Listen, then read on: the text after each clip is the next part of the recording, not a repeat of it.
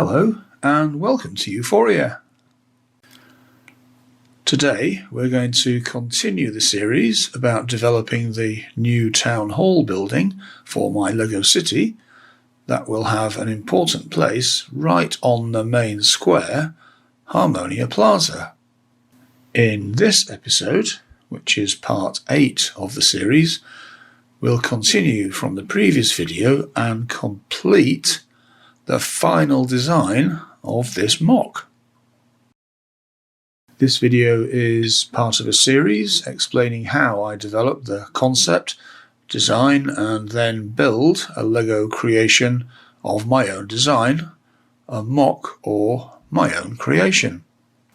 In previous episodes, we looked at the inspiration behind this MOC, the development of the concept for the building, consideration of various options, and the development of the structural and detail design. If you haven't seen those yet, you might want to look at the previous episodes to get an idea of what this building is all about.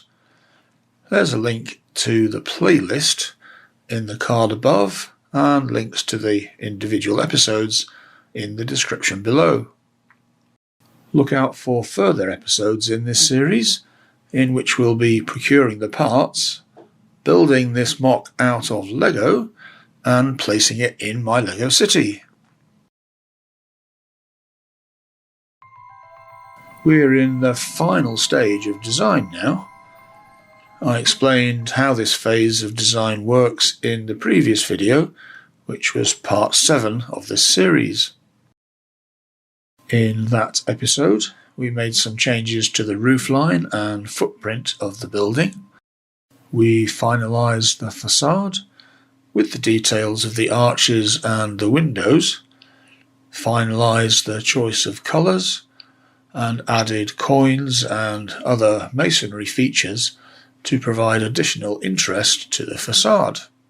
We made some changes to the internal walls and added some finishing touches to the exterior.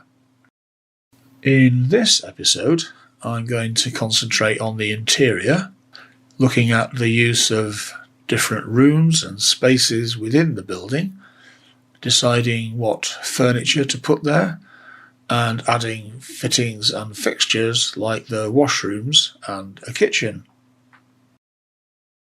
We'll look at selecting the minifigures we need to represent the different jobs and activities that take place inside the building. When we've worked out all of those factors, then we should have finally finished the design phase, and we'll have a final design for the MOC that we can actually build. I like to make interiors for my MOCs, and we'll be doing so for this building as well. Looking for inspiration for the interior of the town hall, I get the overall impression of grandeur, but I don't think the town hall for my Lego city can achieve quite the level of space and opulence shown in some of these images. But then again, there are smaller town halls that clearly reflect a similar style and size to the one we're building here, and they can't achieve the same scale as the larger town and city halls, although they are possibly larger than just the facade might suggest, as they can extend back a lot further. Nevertheless, I'm limited to the footprint of my building, and so I'll need to fit the interior into the space available. When we did the detail design, we also looked at a possible layout of rooms. We're going to continue with that in the final design by considering how the different rooms and spaces within the building can be used and furnished. When thinking about the interior of the town hall and the various uses of the rooms, I realised they'll mostly be administrative offices, and I had a bit of a revelation when thinking about that. I noticed that there's a Lego set that deals largely with the subject of a large administrative office and all the furniture and paraphernalia that goes into one, and that is the office set, which is Lego set number 21336. So when this went on sale recently, I decided to buy one because it could provide much of the contents we need for the office areas of the town hall. But if I use it for the interior of my town hall, some of those items might look slightly familiar. Of course, if we use that set, we'll try to avoid any direct reference to the TV series that inspired it.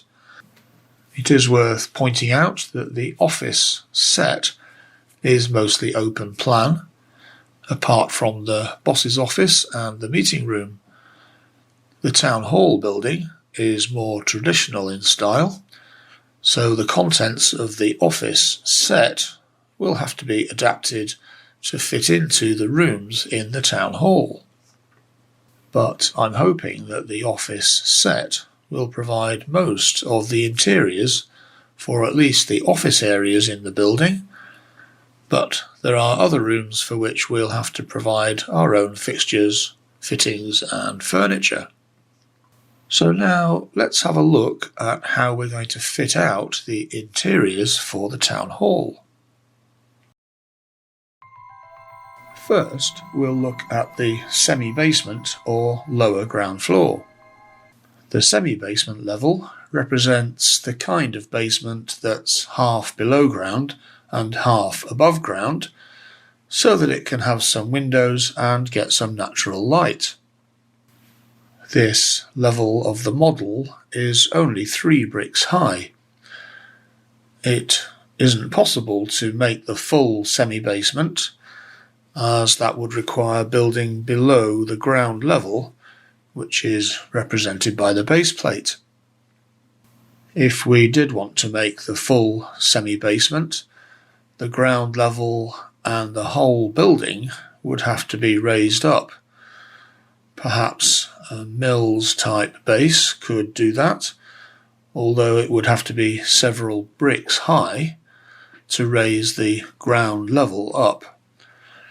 That might be something for the future, but not for now. So the semi-basement would probably be used as storage or archive space, and maybe for some equipment like heating and plumbing, or for a janitor's room and garbage room.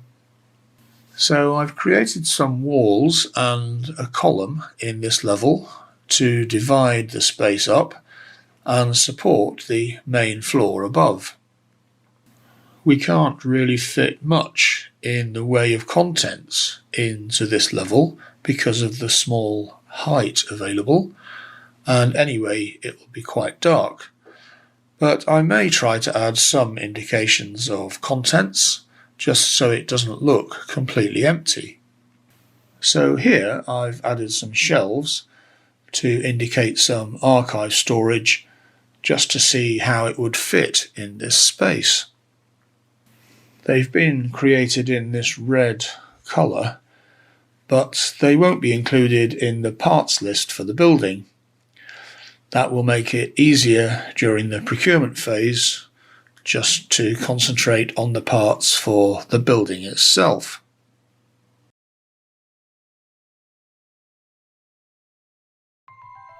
So now let's move up to the ground floor.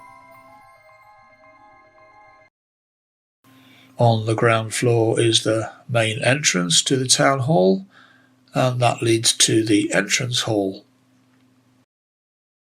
This has a decorated floor and provides access to the main parts of the building on the left and right, and to the stairwell and the rear entrance at the rear. On the right will be the main reception area for the town hall building and for enquiries to the town hall. I think the reception area from the office set is perfect for this area. It has the main reception desk with telephone and computer. One or two of the easy chairs can be used for visitors, and there's also some space in here for office equipment such as a printer and some filing. There's also room for a small cubicle or consulting room where members of staff can have a quick meeting or meet with a member of the public for a quick consultation. Through the reception area and accessible by a door is the washroom, which is contained in the right-hand wing of the building. This is equipped with 2 WC cubicles at the back and wash basins in the front. It can be used by staff or visitors, particularly those using the large function room, which is the other side of the entrance hall. The left-hand side of the building contains the main function room in the town hall, which can be used for public meetings, civic events, or functions such as weddings. Although this will have a lovely black and white tiled floor, we'll keep this room empty so that it can be adapted for each function with, for example, seating or tables. I guess those could be kept in the storage areas that we're going to provide in the lower ground floor. Also on the ground floor is the space in the wing next to the main function room, and I'm thinking that that space could be used for a small kitchen to provide catering for events. Here we can include a refrigerator, a cooker, some worktops and storage units, which will be made of several small builds similar to those I've used in other MOCs, such as these items that I created for the kitchens of the townhouse and apartment cafe MOC.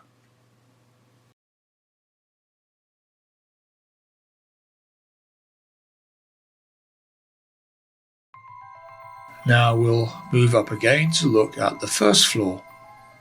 This floor is mostly office space, so I'll be using large parts of the office areas from the office set on this level. The right-hand wing of the building will be the mayor's office. I'm going to use the boss's office from the office set for the mayor's office. There is, of course, the manager's desk and chair, a lamp, some filing space, and quite a lot of clutter. In the office set, this office is 14 by 11 studs, but the wing in the town hall only has 14 by 9 studs, so we should be able to fit at least the desk and chair and some of the other items in here. But maybe the mayor will need to keep his office a bit tidier than the boss in the TV series, and some of the clutter will have to go. The room outside the mayor's office can be an office space for the staff providing support to the mayor. We'll use one of the desk sets from the office set for this area. There is space for one of the desk sets, a bookcase, and some office equipment, still leaving enough space to get through into the office in the wing. On this level, the central area is a kind of circulation area. It provides access from the stairwell at the back to the office areas to the right and left, and to the double doors out to the roof of the portico at the front. There isn't much furniture needed in this central area, but it could be a good place for a water cooler, and possibly some equipment such as a printer or copier. The large room on the left-hand side of this floor will be the main office area for the town hall. This area is 16 by 16 studs, so it will take the other desk area from the office set, with much of the other contents such as filing and bookcases. I may need to get some more parts similar to those in the office set to complete this area. In the left-hand wing we have another office, and this can be for the office of the chief clerk. I'll need to obtain some more parts similar to those in the office set to make the desk and other contents of this office.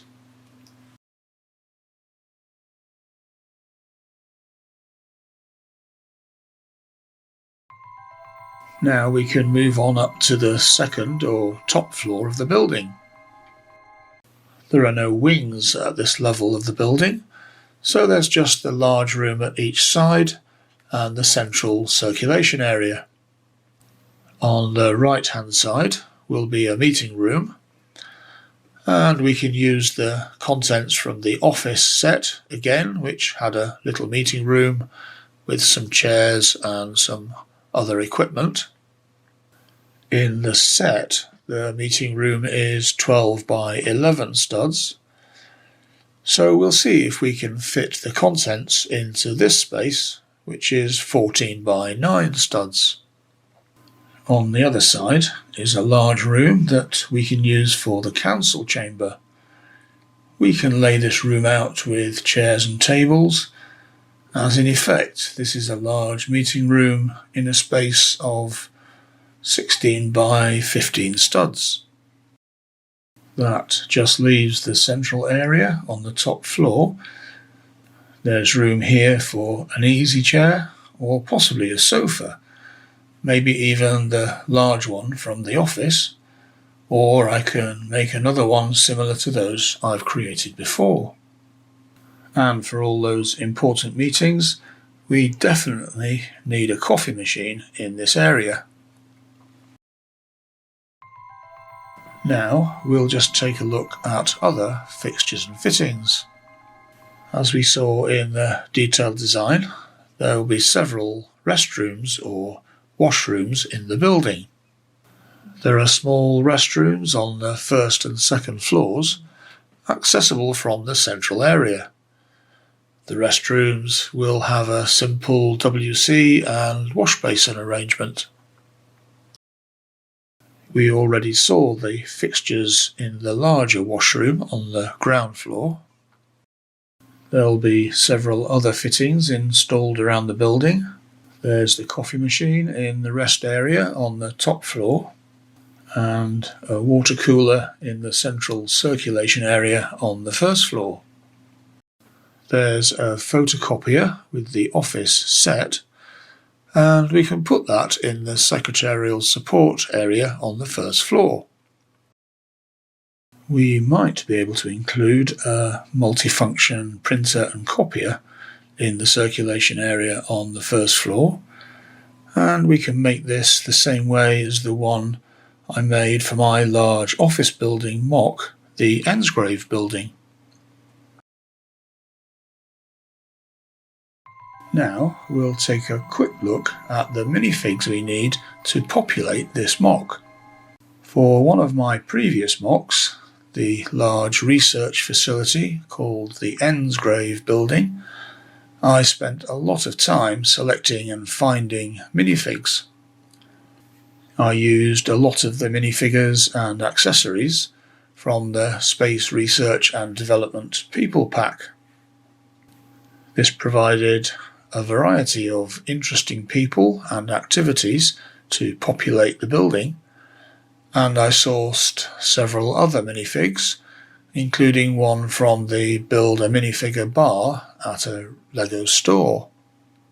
I ended up with about 35 minifigs for that 5-story building.